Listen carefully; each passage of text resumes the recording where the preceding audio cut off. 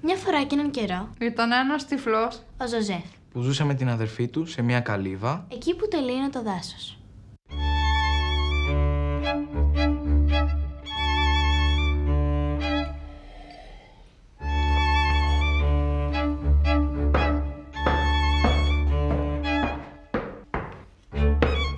Ο τυφλός ήταν πολύ έξυπνος. Έμοιαζε να ξέρει για τον κόσμο πολύ περισσότερα πράγματα από αυτούς που είχαν αετήσια μάτια.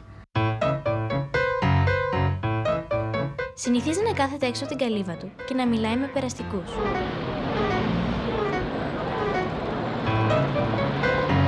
Αν είχαν κάποιο πρόβλημα, το ρωτούσαν τι να κάνουν και τους έδινε πάντα μια καλή συμβουλή.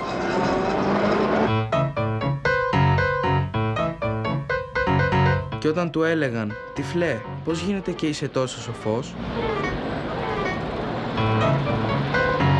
αυτός αποκρινόταν «Γιατί βλέπω με τα αυτιά μου». Κάποτε η αδερφή του τυφλού ερωτεύτηκε ένα κυνηγό και σύντομα παντρευτήκαν.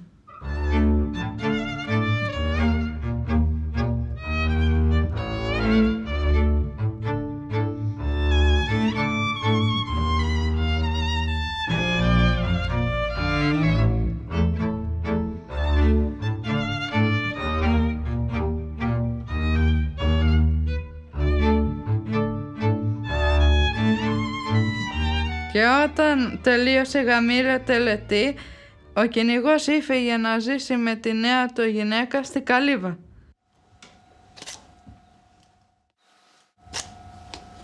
Τι αξία έχει ένας άνθρωπος που δεν βλέπει? Κι όμως, άντρα μου, ο αδελφός μου ξέρει περισσότερα για το κόσμο από αυτούς που βλέπουν. Αποκλείεται. Τι αξία μπορεί να έχει ένας άνθρωπος που ζει στο σκοτάδι?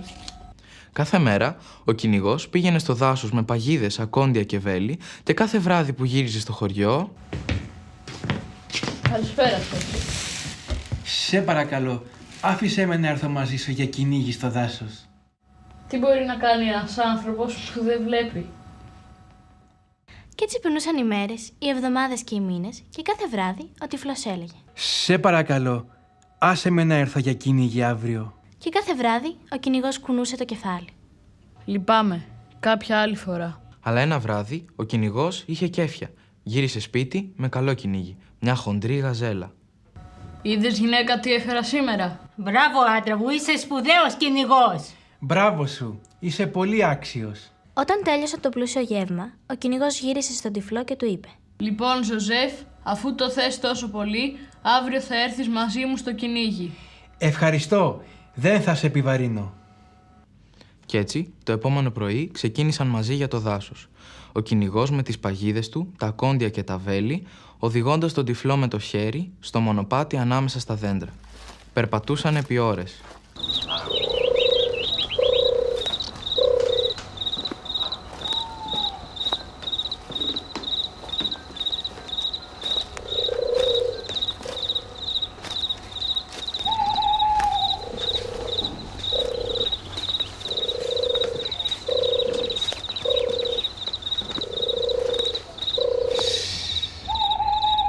Ένα λιοντάρι.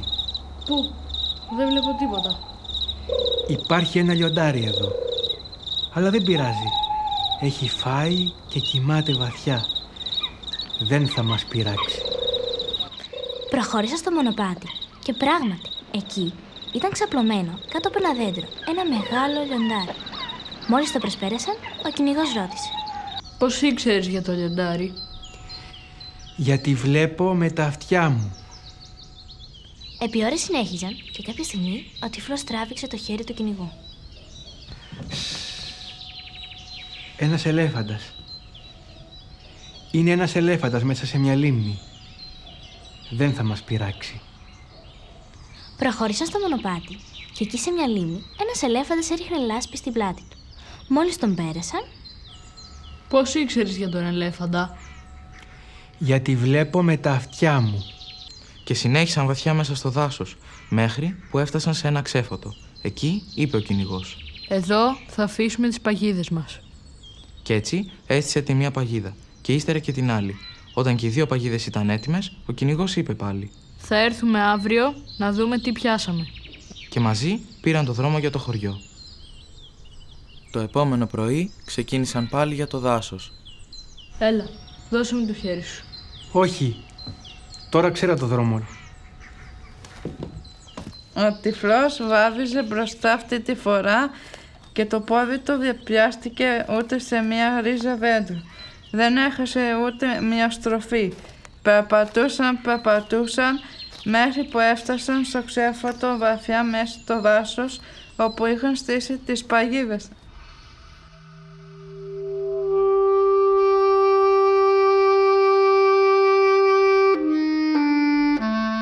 Ο κυνηγός είδε αμέσως ότι σε κάθε παγίδα είχε πιαστεί ένα πουλί.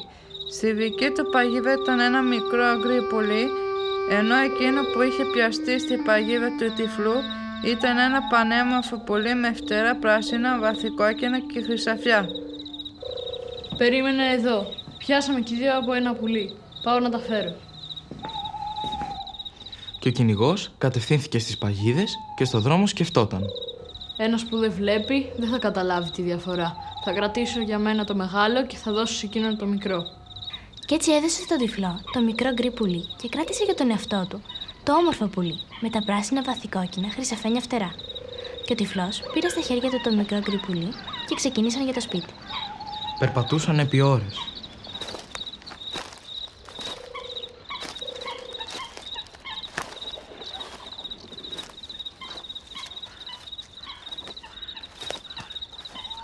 Κάποια στιγμή ο κυνηγός είπε: Αν είσαι τόσο έξυπνος και βλέπεις με τα αυτιά σου, απάντησέ μου σε τούτο. Γιατί υπάρχει τόσος θυμός και μίσος στον κόσμο?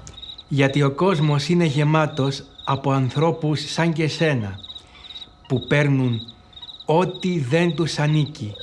Και ξαφνικά ο κυνηγός αισθάνθηκε ντροπή.